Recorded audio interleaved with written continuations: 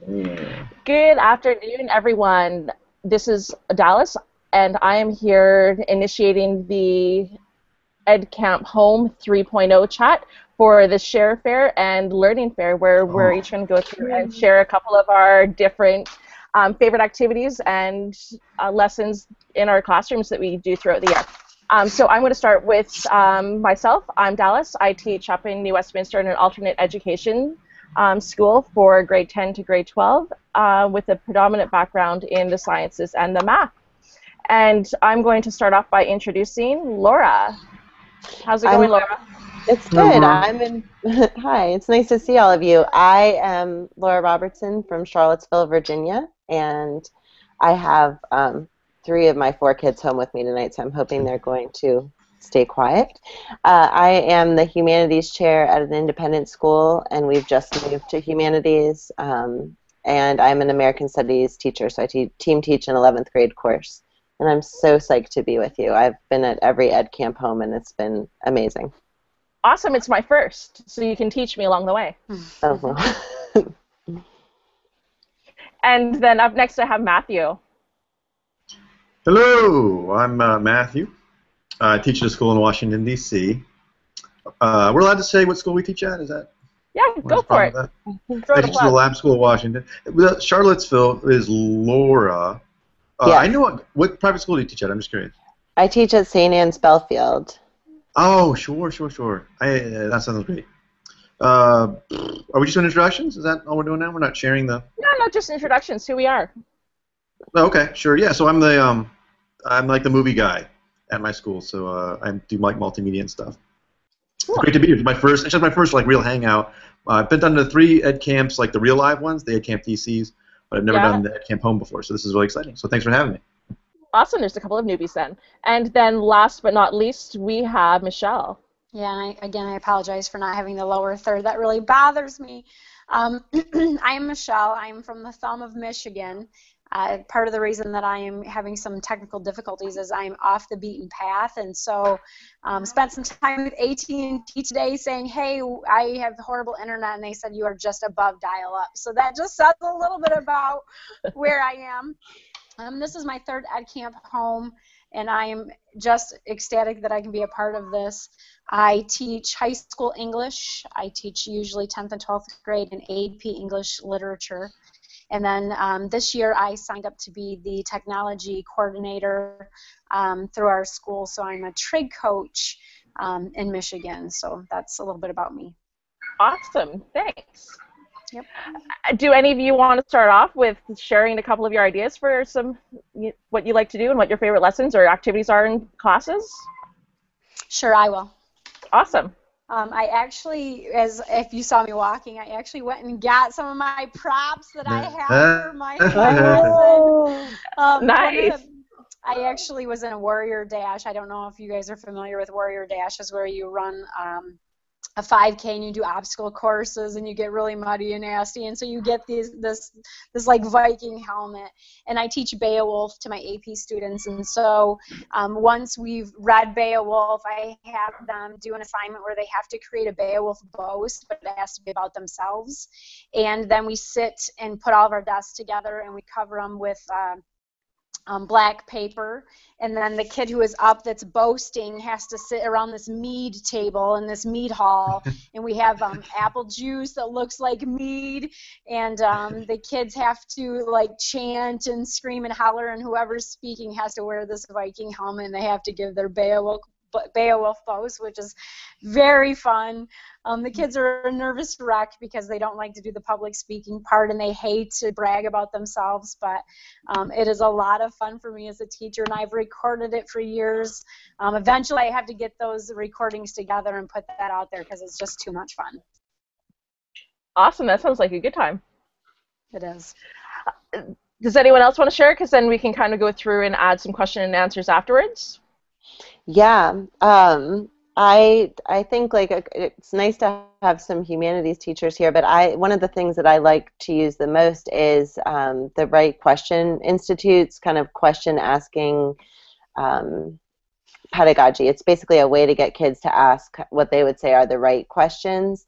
And it's a really great way to start off any kind of discussion. And you start off with getting kids to generate a list of questions, and everything they say has to be in question form, which they feel like is really silly to begin with, but actually they get into it. And so they start out, they list a bunch of questions, then they go back through and they pick kind of like the top 5 questions that they think are the most important, and they differentiate between close-ended and open-ended questions. They turn a couple of close-ended questions, like yes or no questions, into open-ended questions, and then vice versa.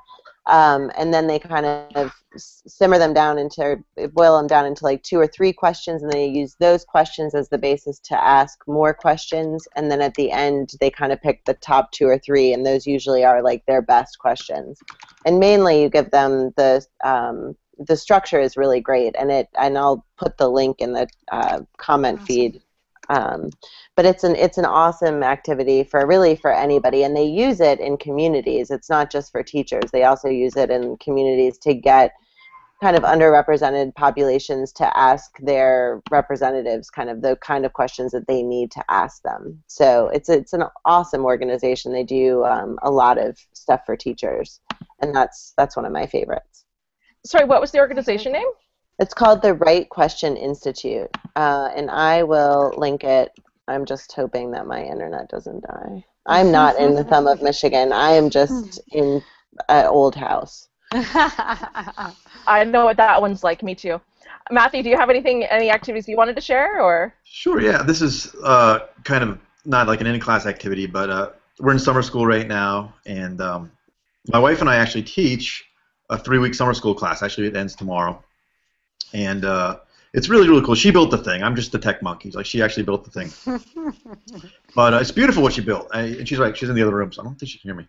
But so for week 1, it's like for the Enviro Club, for the environmental club. And she's really into. She's a biology teacher, so she's really into animals. And so in week 1, it's a travel trip. So we just got back last week. We went to Florida to see manatees. I didn't know what a manatee was before last week. And so for week 1, we learned about manatees. We saw like 4 documentaries. We went to the Baltimore Aquarium, and then my piece is like I do the film piece.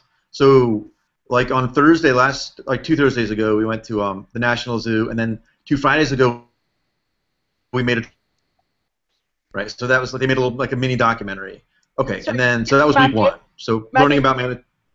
Matthew, can we stop you for a second? You kind of cut out for a bit, and we don't know where you went in week 3 or 2. Okay, so week 1, we learn about manatees, and we learn how to make documentaries. Yeah. Week 2, we went to Florida, and we saw manatees, and we filmed them. And then this week is week 3.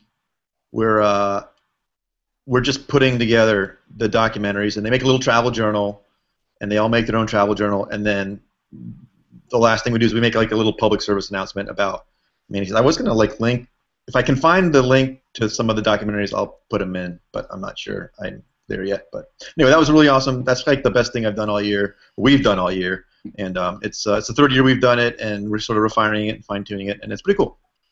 That's very cool. Awesome. And I'll just share one of my favorite activities that I do actually has nothing to do with teaching, but it's involving with my school and my students. So each week, we do, I work in an alternate program, so students that are typically at risk for a variety of reasons, and a number of them on independent living. So what we do is once a week, we all take turns as staff members cooking hot meals, and we break bread with them. So it's just kind of more of a building a community. They help us prepare the food. They help serve each other.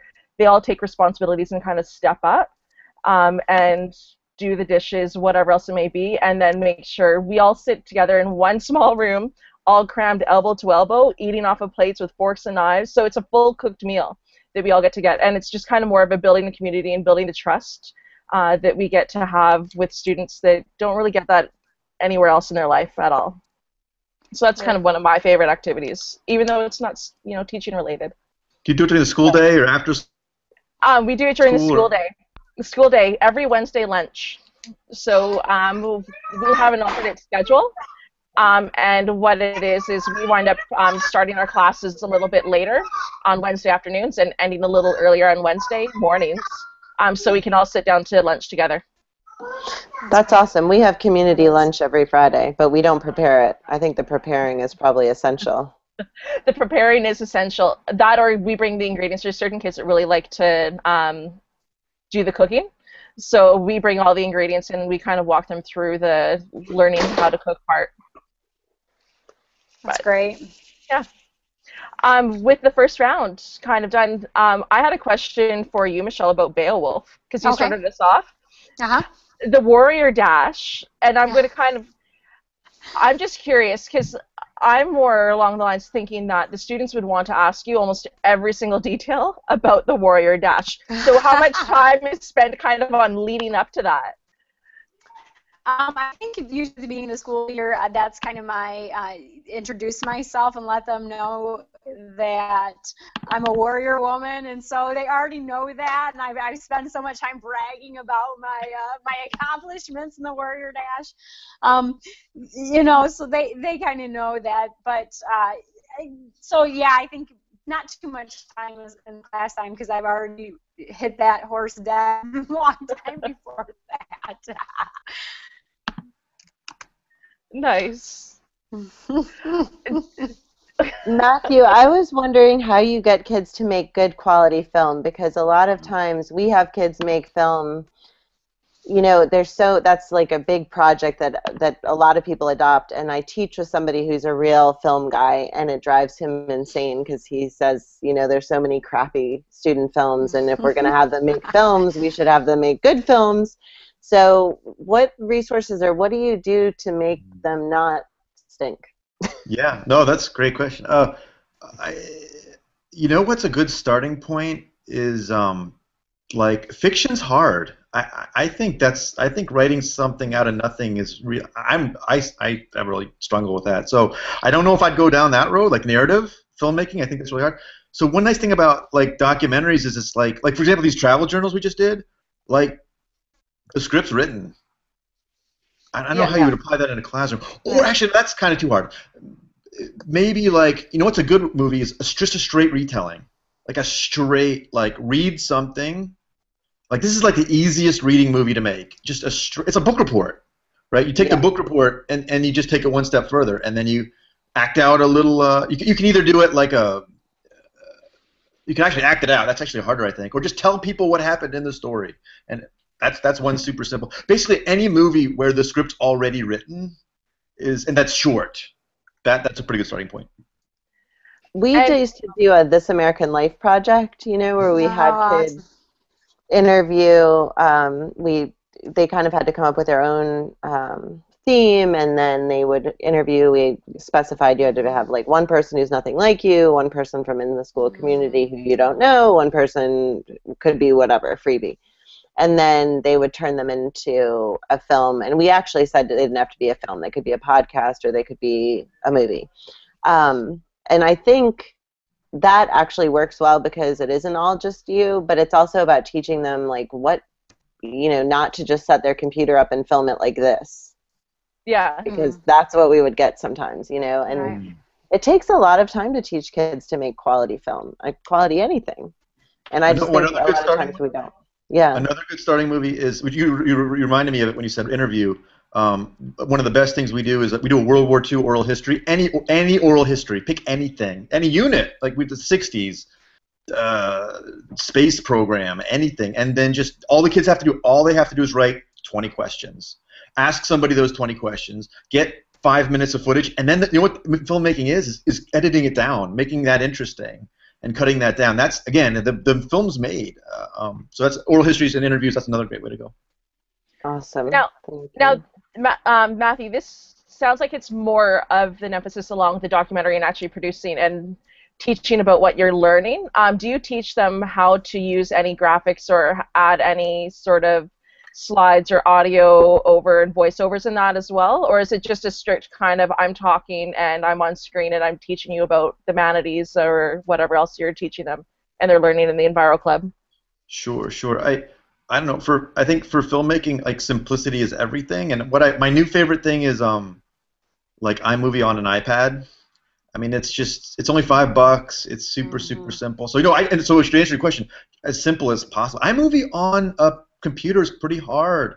I don't know Windows Movie Maker very well. I don't know if there was any Android editing things. Final Cut's really hard. So one of the things that I use something similar to that, Matthew. I have my students do a public service announcement on a controversial topic, whether or not to vaccinate or whatever the topic is that they choose, whether you should chew tobacco or smoke cigarettes. I actually had kids do a public service announcement over that, and I use Photo Story 3, where you put video or images on, and then they do a voiceover. Really easy thing. And then I also had kids do infographics. And I can't remember where I had them get the infographic from, but then they had to do like a poster online of it. But you're right, keep it simple. And Photo Story 3, that's a free download through Microsoft, is super easy. Cool. Do you guys find that I find that the kids can really learn those things, that they get pretty good at. I mean, we always did the thing, a lot of the kids used iMovie, and they master it a lot more easily than I do. I don't know. I think it's the first time we assigned this project, the guy I was teaching with was like, how are we ever going to teach? I was like, we're not going to teach them. We're going to tell them they can record it on a cassette tape if they want to record it on a cassette tape, or they can use whatever they want, and they just taught themselves. I wasn't able to teach them. I think learning through doing is one of the best types of learning you can possibly do. Yeah. And I mean, really, Matthew, the other one that I would suggest is, although it's kind of more of a screencast, I would look at having students use Explain Everything. It's nice and simple and straightforward and easy to do, and you can add on a whole bunch of different sort of things as well on that. I know my students like using that one when they're doing documentaries or teaching us lessons about the various topics they get on science. Do any of you use ThingLink? I do in my science class, and I like it in my science class. What I do, I've particularly on my biomes unit for Science 10, so where they're learning about all the different areas of the world, I have ThingLinks on it for them, so it's easier for them to digest the material that way if I narrow it down for them, instead of them being overwhelmed with having the whole World Wide Web to search from. Nice. That's a great way to use that, actually. Yeah, it is. Yeah. It is. Do any of you have any other activities that you like sharing, or that you want to share that you feel that we need to know about that would be a great opportunity for someone else to learn out there? Especially, I think, for Michelle, have you ever used Prism? No. It's a really cool... I'll do another one. I'll do it. Go ahead. Oh, let's let Laura here finish her question for Michelle, and then I'll get you in, Matthew. Yep. So Prism is like an online collaborative text markup tool, and so what you do is you can put a text in, or you can have a kid put a text in, and then they all go online and they mark it up to an attribute. So when I'm teaching them rhetorical devices, we use Frederick Douglass, and I give them like chiasmus, I don't know, a few others that hyperbole, maybe things that he uses, and then they like color code highlight them, and then as different kids highlight it, it gets bigger, makes kind of a word cloud, and also you can see like what kids think everything is. You can do it thematically, you can do it a bunch of different things, a bunch of different ways, and it's a really cool project. It was the Digital Humanities Center at UVA came up with it, but it's something I'm presenting on at ERB, and the kids really like it, and they can also come up with one themselves and then share it, and so they can choose a text and they can choose the attributes, and then their friends can use it.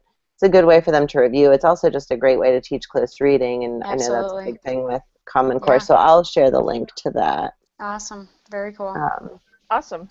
Matthew, what were you wanting to share? What activity are you wanting to talk about? Okay, so my internet's garbage, so just anytime, just wave or something if something bad happens. So I should share those on Twitter. Actually, I'll put my little YouTube channel on there. So like always, this top link that I shared. Here's a super easy, again, like super creative, super easy. Sort of, and I'm biased towards film stuff, but I'm totally interested in the other things that is being presented tonight. But the top one is, have you ever seen a Draw My Life on YouTube, where these YouTubers who are all really messed up, by the way. Like if you're gonna do YouTube 24/7, like these people are just whack. But anyway, they draw their life. They do it. Have you seen those whiteboards with the little the whiteboard marker, they will draw. Oh, yeah. They're Video awesome. Scribe What's video.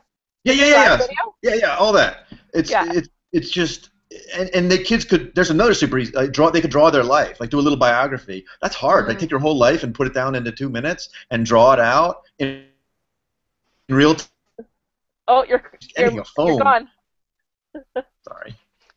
You know, though, I love, Matthew, that you're bringing in all these videos because I think that it's stuff like that that keeps kids interested. So that's great that you're bringing that all in. It's definitely keeping them engaged. I know my students much prefer being hands-on and not listening to me talk. They like learning themselves more so than me telling them something. Absolutely. Am I back? I don't know if I'm back yet. Yeah. Oh, yeah. You're back. Sorry, Matthew.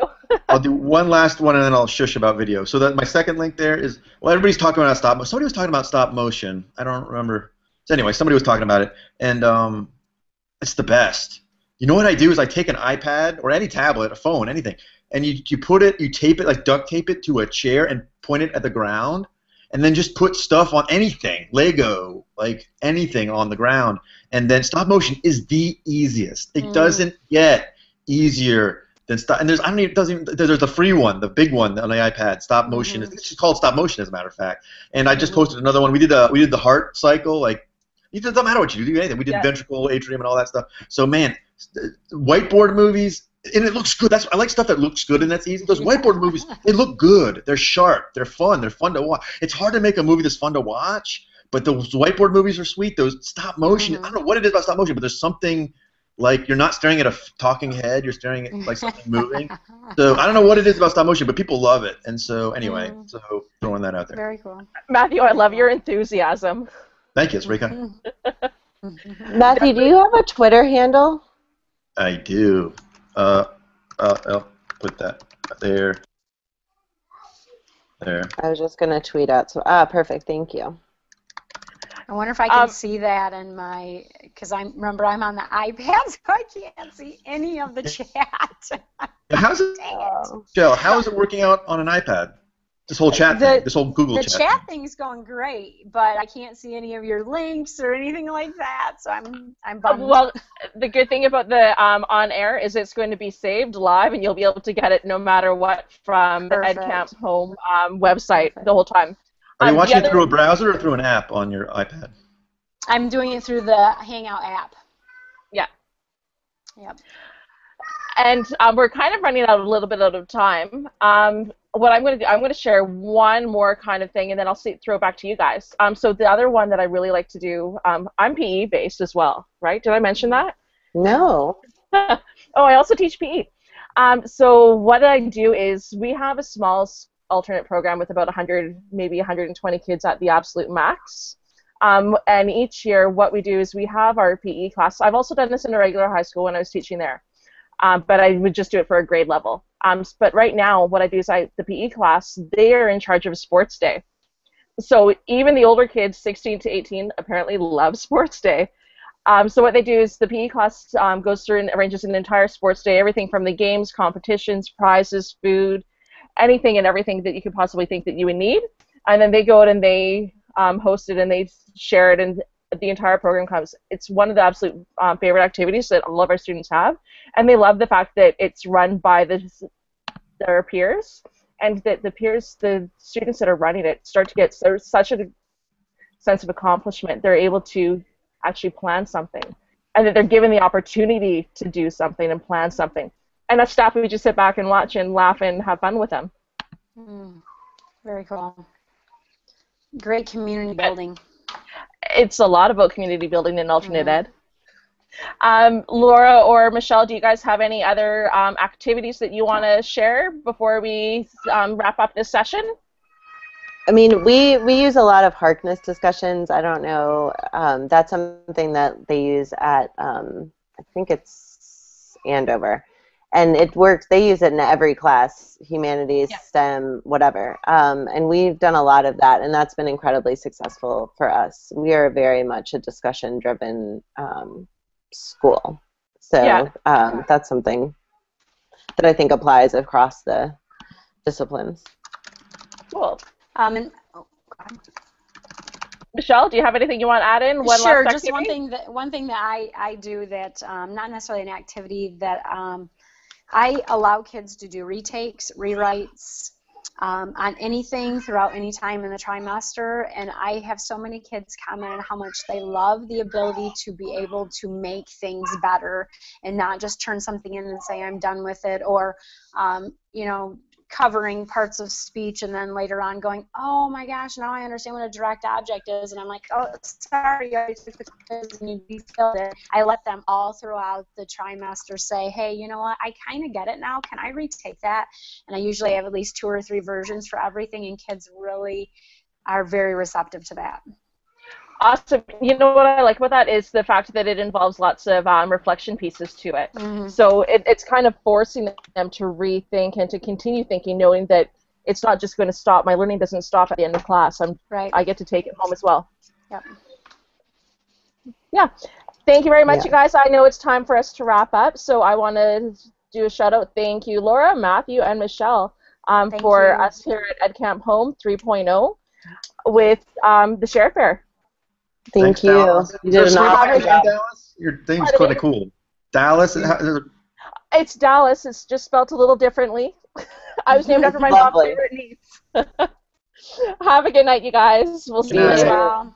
Bye. Thank you.